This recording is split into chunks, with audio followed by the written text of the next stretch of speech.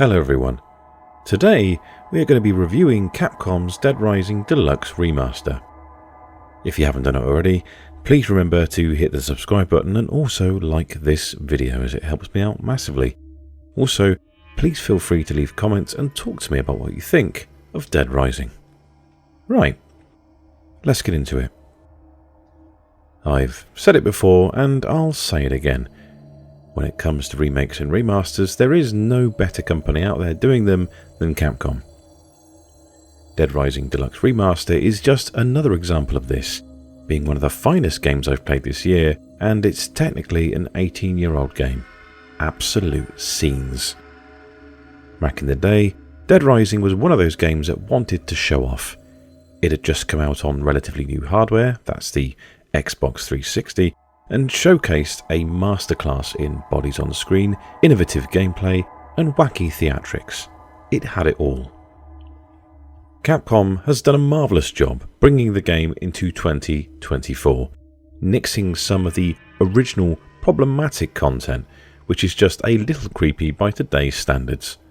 One particular mission, for instance, used to see you take a photo for Kent with a high erotica rating.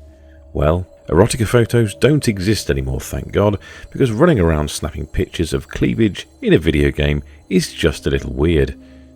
Now, for the very same mission, you need to take an outtake style photo instead, which is much better, and I can also face my family without fear of embarrassment. Seriously though, all the changes made to the game have been for the better. From little things such as weapon durability now being displayed under each weapon so you can see when it's going to break, to the fact that some missions have had the monotony taken out of them. I won't spoil how, but trust me when I say it's a lot better. Even some of the trophies have been made a little easier to swallow.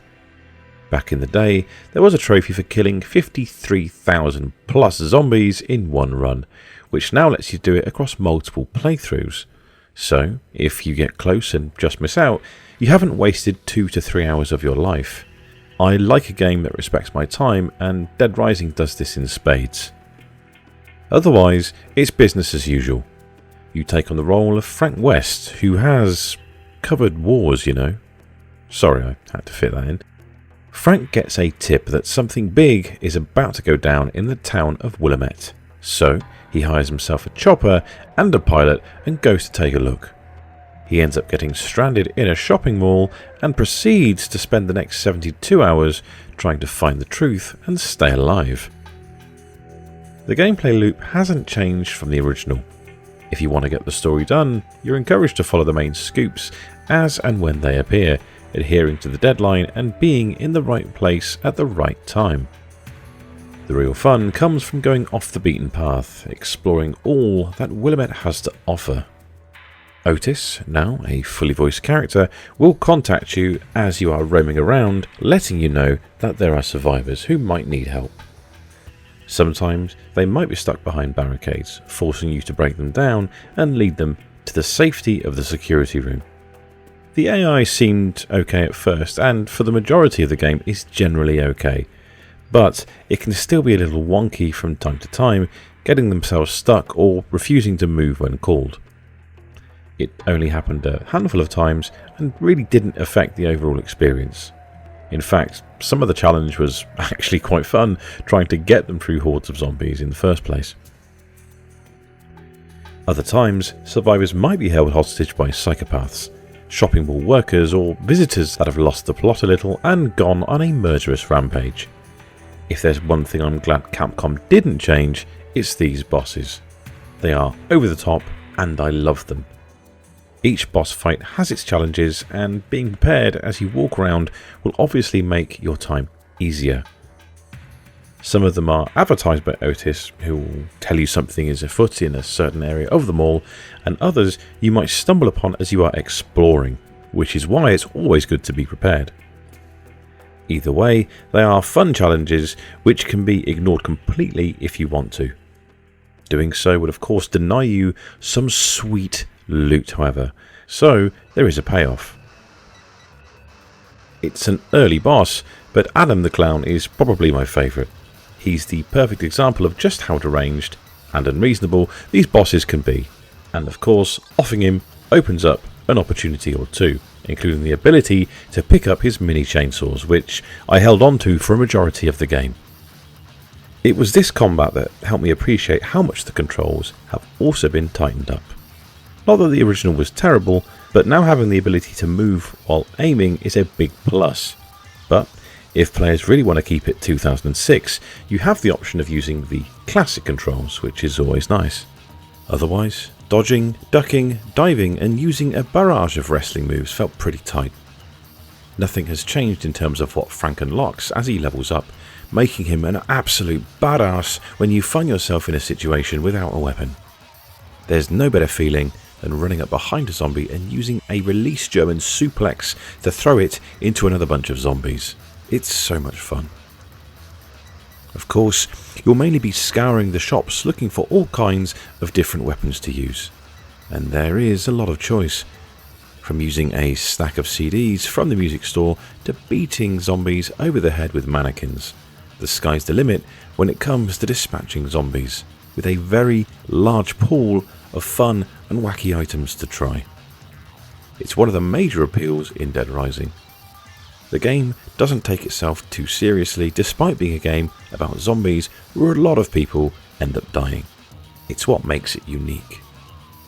Another way to add to this is making Frank wear a bunch of different clothing. In the very stores you explore, there's a massive selection of things to try on and make Frank look cool as hell or a bit silly. The choice is yours. Back in the security room, you can even change into anything you found so far on your journey, as well as some other full-blown costumes available as DLC.